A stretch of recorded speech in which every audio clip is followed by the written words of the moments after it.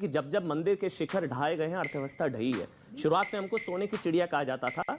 वैश्विक व्यापार में भारत का हिस्सा 35 से 38% था। चीन के आगे थे हम लोग, चीन से पहले थे। वो आक्रांता आए, तबाही की, मंदिर तोड़े और उसके बाद 1950 के बाद 3% रह गया, 35 से 3% रह गया।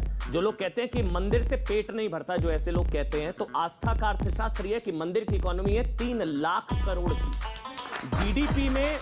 जीडीपी में धार्मिक यात्राओं की हिस्सेदारी लगभग 2% से ज्यादा है। जीडीपी के 2% से ज्यादा धार्मिक यात्राओं की। एनएसएसओ का डाटा है कि जो बिजनेस ट्रिप से ज्यादा लोग धार्मिक यात्राओं पर खर्च करते हैं। ये लोग कहते हैं मंदिर से पेट नहीं भरता।